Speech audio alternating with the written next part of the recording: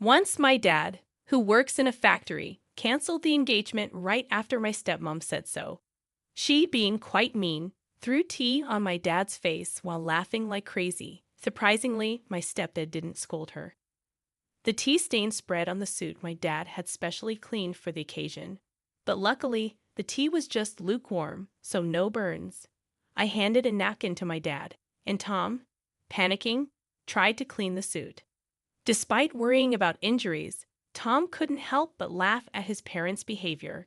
During this chaos, my dad, without saying anything, stood up straight, pointed at them, and declared he would ruin their company. In a voice I'd never heard before, he took my hand, and we left the chaotic scene behind. Tom apologized to my dad and quickly followed us, but my dad gravely said there's no need. I'm Yvonne Warner, a 26-year-old office worker, with a bit of a family situation. My mom passed away when I was little, and my dad raised me alone. He worked at a factory, but never missed any of my school events.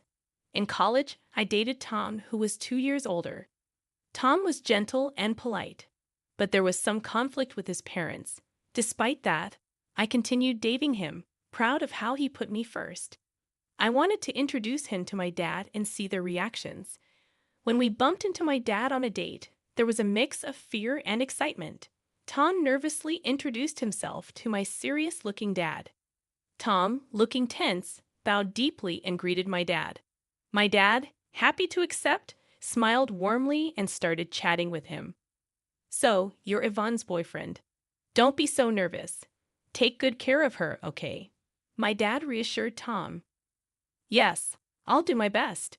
Thank you, Tom replied. As they kept talking, Tom relaxed, and they got along well. I was relieved to see the two important men in my life getting along. I had been worried about what if my dad didn't like Tom. We couldn't spend much time as my dad had work, so we parted ways after saying goodbye to Dad. Turning back to Tom, who looked dazed, I asked if there were any problems. Suddenly, he got excited, asking, "That was really your dad, right?" Puzzled by his odd question, I answered without hesitation, "Yes, that's my dad." "Why? What's up?" Right. That's what I thought," Tom said, crossing his arms and deep in thought. I grew curious and asked him what he was pondering. His vague response left me unsettled, and he evaded any further questions. Even though he said he liked my dad, I started to worry. What if he actually didn't? It made me anxious. A few days later, Tom called me for an important talk. Nervous about our last meeting with my dad, I went to the meeting place, a cafe. Tom was already there, and I could see his gloomy face through the glass. My anxiety deepened, but I decided to act cheerful anyway. As I entered and informed him of our meeting, I approached him slowly. Tom, deeply sighing, was startled when I tapped him on the shoulder. "Well, Yvonne, you scared me," Tom said, holding his chest with wide eyes, taking a deep breath when he saw me. I was surprised by how startled Tom was. He seemed deeply troubled. Sitting across from a still gloomy Tom, I ordered from the waiter. My anxiety grew as Tom's face remained downcast. I really wanted him to pour out everything on his mind, so I spoke up. "Hey, Tom, what's bothering you so much? Is there something wrong about my dad?" When I asked this, Tom quickly looked up and immediately denied it. "Absolutely not. I actually respect your dad. It's just my. He trailed off and looked down again. I sighed. It seemed like I had to pry it out of him. I asked directly, "If you're worried about something, I want to know what's on your mind." Tom took a deep breath as if making up his mind and started to talk. "Actually, there's something I want to tell you about my parents. It's a bit of a long story, but I need you to hear it all." The story Tom told was quite shocking. According to him, his parents lack class and only judge people by their educational background and job. They've been horrible to him, constantly interfering in his life. When he introduced a girlfriend, they'd criticize her on the spot and send her away. The girls would end up breaking up with him in tears. That's why Tom wanted to marry me but was worried because of his parents. I told him there's no need to worry. We don't have to involve his parents in our marriage. Just bear with them during the wedding formalities. My dad seemed to like Tom, so what's the problem? I don't mind about that. It's okay. My dad liked you, so don't worry. Really, that makes me happy. When I first met your dad, I was surprised how different he is from my own parents. I thought that if I married Ivan, I'd become the son of such a great man. But getting married means my parents become your parents too, and I couldn't decide. Tom brightened up when I said my dad liked him but soon sighed deeply. However, Tom seemed to have an idea and looked up, apologizing. When we go to meet my parents for our marriage, can we have your dad come too? I want them to see there are such respectable people around. It might not change them right away, but I hope it does. Okay, I'll talk to my dad about it, but I wish you had talked to me about this in a different way. Oh, sorry. I'll do it properly from now. Tom suddenly realized, hurriedly and properly proposing marriage to me. After receiving Tom's proposal, I quickly decided to talk to my father about it. Initially hesitant, my father agreed when Tom came to formally ask for my hand in marriage. Then Tom and I set a date to meet his parents. On the day of the visit, all dressed up, we stood at the front door of Tom's family home, meeting Tom's parents for the first time. After hearing such stories, I was understandably nervous. My father, trying to lighten the mood, laughed and encouraged us. No need to be so tense. Tom's parents are just a bit overly concerned. Be confident. Feeling reassured by my dad's pat on the back, my nerves eased slightly. As it was time, Tom rang the doorbell, but there was no sound. We even wondered if they were not home. In a slight panic, Tom rang again, but still there was no response. Not wanting to make a bad impression in front of my father, Tom excused himself and went inside first. My father and I exchanged glances and waited silently for Tom. Soon, Tom came out looking flustered. Before I could ask what happened, Tom began making excuses with a forced smile. Sorry, there was a bit of a delay, but please wait. We'll be ready soon. And with that, he went back inside. My father sighed in exasperation, and I felt increasingly worried. Inside, this incident might even jeopardize our wedding plans. My father isn't short-tempered, but he dislikes dishonesty, so I couldn't help but consider the worst-case scenario. Lost in these thoughts, finally, Tom came out and awkwardly invited us in. Inside, his parents were waiting. But their demeanor was odd. His mother greeted us with a sly grin, while his father looked away disinterested. We were led to the living room, but the tea served was hastily prepared and lukewarm. Despite Tom's silence and the tense atmosphere, I decided to push through with the introduction. Tom, regaining his composure, introduced my parents, and at the same time, he introduced us as well. Feeling the warmth of Tom's thoughtful introduction of both my father and me equally, our hearts were filled with gratitude. However, his parents sneered at the introduction, and in the next moment, his mother's hand reached for a teacup. Factory working father, let's call off the engagement, she said. As soon as she said that, my mother-in-law splashed tea on my father. My father-in-law, who was smiling and giggling next to her, did not blame my mother-in-law for her actions. The stain on the suit my father had specially cleaned for this day spread quickly. Fortunately, the tea that was thrown at my dad was lukewarm and almost cold, so there was no worry about burns.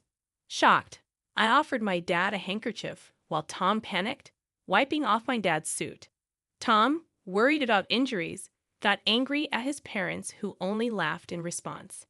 Meanwhile, my dad said nothing but stood up and pointed at them, saying, "Then I'll ruin your company," speaking in a voice I'd never heard before. He took my hand, and we left the oak corner house behind us. Tom's voice scolded his parents, then quickly followed us. "Father, mother-in-law, I'm really sorry. I'll have my parents apologize later," Tom pleaded. "No need. We're done with them anyway," my dad said, gravely patting Tom's shoulder. We went back to our house with Tom, and my dad immediately changed clothes. During that time, Tom was earnestly apologizing outside my dad's room, and I could hear my dad's troubled voice occasionally. However, I was too shocked by what Tom's parents had done to pay attention. I knew they wouldn't be easy to get along with, but I didn't expect such behavior. I was furious that they insulted my dad. Sitting on the living room sofa, clenching my fists, I replayed the event in my mind. It wouldn't help the situation, but I couldn't help it. When my dad finished changing, he and Tom came into the living room. Tom immediately apologized to me, almost bowing down. "Yvonne, I'm really sorry. I never expected them to do such a thing, especially to insult your dad. I'm truly sorry. I did something terrible," Tom said, clearly knowing it wasn't something easily forgiven. His sincerity was evident as he didn't even ask for forgiveness. That meant I had to apologize to Tom as well. I took Tom's hand as he kneeled on the floor and apologized. "I'm sorry too. I should not have suggested it without knowing everything. I didn't expect things to turn out this way." Then I turned to my dad and apologized with all my heart. "Dad, I'm sorry this happened because of my thoughtless suggestion." My dad just looked down, troubled, and shrugged his shoulders. It was hard for him to say anything. None of us expected this outcome, but that meant my dad's threat was serious. I decided to ask him about it. "Dad, was what you said true? Are you really going to ruin their company?" To my question, my dad glanced at Tom and then nodded firmly. "Yes, it's true. I'm going to ruin their company. Their business was already struggling, so I've been thinking about what to do. This seems like a good opportunity to cut ties." My father's eyes revealed unwavering determination. He runs an industrial company, serving as both the factory manager and CEO of a renowned top-tier local enterprise. Initially, he started as a worker in this factory, giving up his dream of becoming a painter to raise me Al. After my mother passed away, he worked tirelessly at the well-paying local factory, and his hard work was recognized with several promotions. Eventually, he caught the attention of the former CEO, also the former factory manager, who chose my father to take over the company when he decided to retire. The company expanded its business, owning various subsidiaries, and one of these subsidiaries is managed by Tom's father, my father-in-law. We discovered this during our recent visit, though ideally, my father-in-law should have realized this. Unfortunately, due to Tom's mother's premature actions, his parents' prejudices prevented this from being clarified, leading to the current situation. My father mentioned that his company was facing some management difficulties, and he was pondering what to do, considering layoffs to improve management. However, he'd rather avoid that. It was a good opportunity to decide which parts to downsize, my father said with a troubled smile, clearly reluctant to lay off any of his employees. After Tom's serious conversation with my father, he asked Tom in a low voice about his decision to close down his father's company. Tom hesitated at first, but then looked firmly at my father and replied, "I've already cut ties with them. They did something unforgivable. I think part of the consequence is paying for their actions.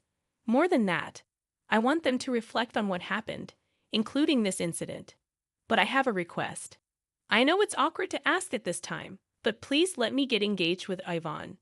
I know I've caused trouble with my parents, but more than anything, I want to be with Yvonne. Please forgive me." Crossing his arms, my father pondered Tom's words. It might seem inappropriate right after such an incident.